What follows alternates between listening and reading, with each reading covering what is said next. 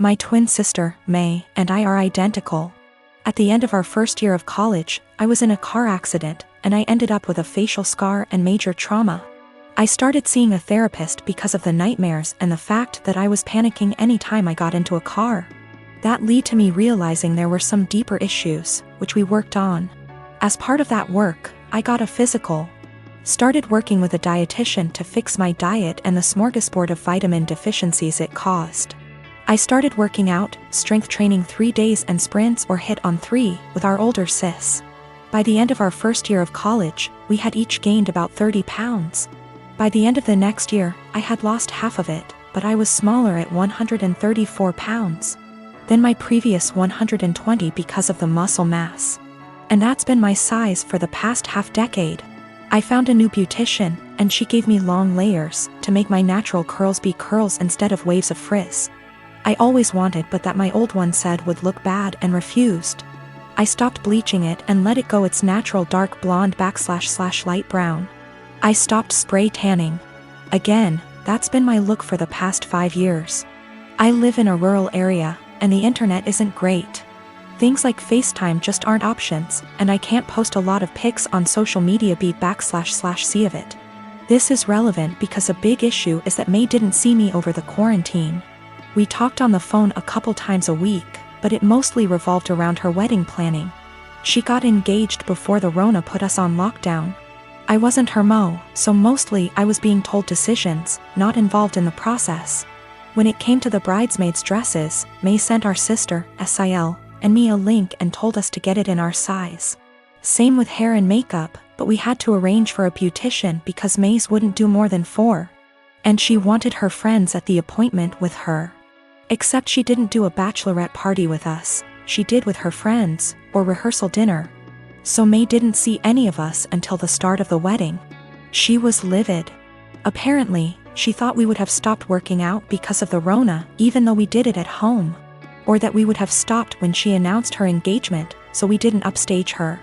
She was mad because I didn't try to hide my scar and didn't tan, thought it would be implied. She made several snide remarks before throwing a drunk temper tantrum at the reception, basically accusing the 3 of us. But me ESP of trying to upstage her. I don't have that excuse /C I was a DD so sober, but I, quite famously, have a low tolerance for angry or crying drunks. I told her, if you're so insecure, you should have got off your ass instead of expecting us to lay on ours to make yours look better. It only got worse. Our family is on my side /C I didn't start it or do anything. But his family and her friends are giving me shit. My son's dad is going through some financial issues at the moment and struggling to make ends meet, and I try to be understanding. I try my best to give my son nice things. Now his nice clothes are reserved for going out. If he wants to play, that's fine, but he can go and play clothes. I do not want him playing in those clothes, and I sent him over there with a bag of causal clothes. We go to mass every Sunday and I have him dressed nicely. Now during mass I gave him to my ex because at that point it is now his week to stay with Alex.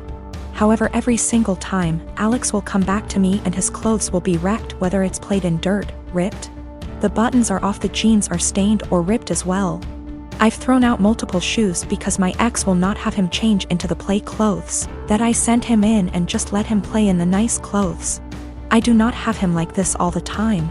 I don't have him dressed dressy or in his nice clothes all the time, just when we're going to something important. Most of the time he's in stuff that he can play in, and comfortable clothes. It's not like I have him in that all the time to where I'm always stopping playtime to change. At this point I'm so over the nice clothes being ruined because he refuses to dress him and play clothes for whatever reason.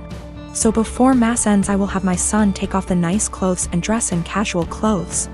I've been doing this for about 2 months now, and it has helped my bank account a lot to not have to spend a fortune whenever they get wrecked. I'll also point out that I tell him this multiple times, every single time he brings him back with nice clothes being ruined. I will send him a message reminding him to please put him in play clothes before he plays in the mud or the park, etc. However, lately my ex has been very upset that I'm not sending him in nice clothes. I told him that I used to, but he kept on ruining them for whatever reason, and I don't want them ruined. He's saying that I'm flaunting in his face that he's broke right now and can't afford to buy him such nice clothes. That is not at all the case. I said that that is his own insecurity talking because I have never ever done that and I'm giving him multiple chances. I'd even be fine if he at least washed them to the point where they weren't unwashable and stained. However, he keeps saying that I am rubbing in his face that he can't buy him nice clothes right now. He needs those clothes whenever they go out to somewhere nice, and I'm being an asshole to him because he lets his kid play, and I don't want him to enjoy his time with his son and they're just clothes. I said if it has such a little significance to him then he doesn't need them that bad and there is no argument here. He's pissed at me. I told her to a couple of my friends and family and they agree that I'm the insensitive to his situation. I live in an apartment on the ground floor of a house that was converted to apartments. My neighbors, one street over but the back of their house faces the back of the house I live in, can see my whole backyard and vice versa. My apartment has a whole wall of windows that are on the back of the house. It's gorgeous and is a big reason I picked the place. I love keeping plants and it let in a lot of light. Looking out, there is the neighbor's backyard which is large and comes up close to my place. The property line is maybe 10 or 15 feet from my windows. Once it has gotten to be warm out, I've noticed the husband of the family who owns that house looking into my apartment a lot. Even sometimes I'll look up and see him, look away then look back minutes later and he's still looking. So I started shutting the shades during the day but that was kind of annoying. My place is a dark cramped shoebox without the windows open. And I can't do that for too long because the plants were struggling without light, so I bought these window coverings that make windows into one-way mirrors. During the day when it is light out, my windows look just like mirrors now.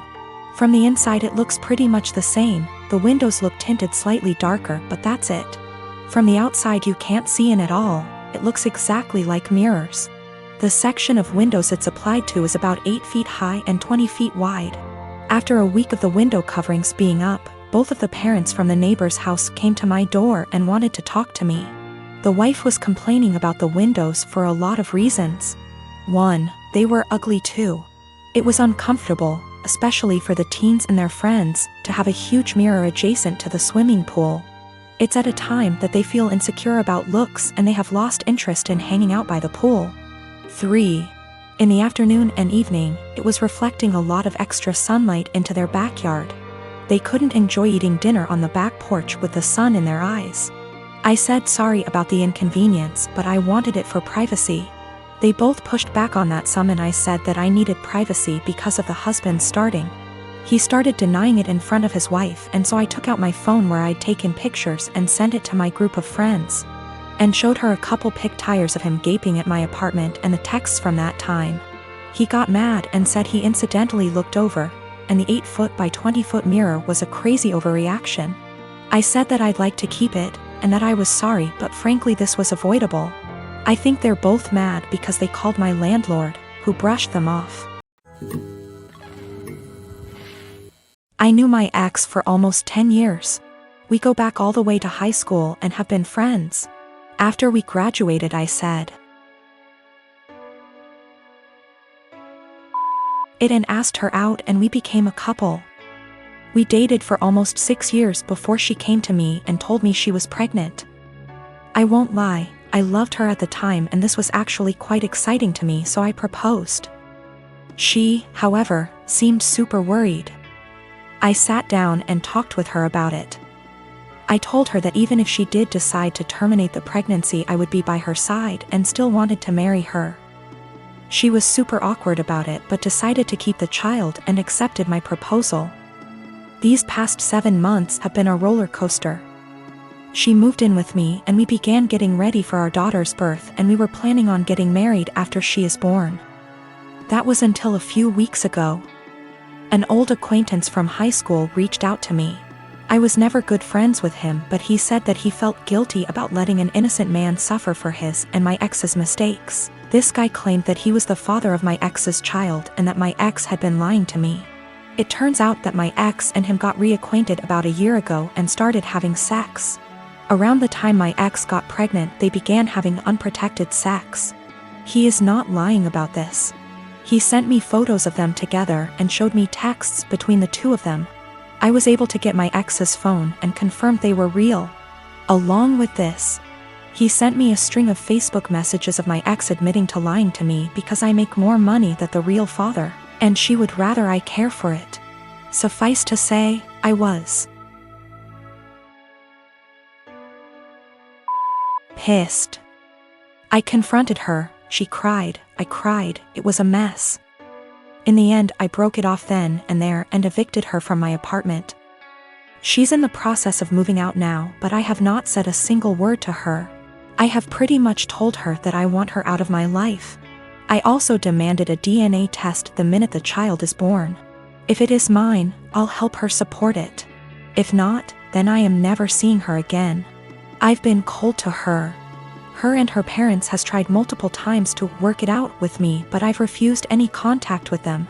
At one point she got all of her friends together to try to talk to me, and I kicked them out of the apartment with threats of calling the police. Anytime she's tried to reconcile, I've shut it down. My friends are saying I'm in wrong here. According to them, she's pregnant, and because of that I should at least be helping her till the baby is born, even if it isn't mine. I disagree fully. But I could be wrong.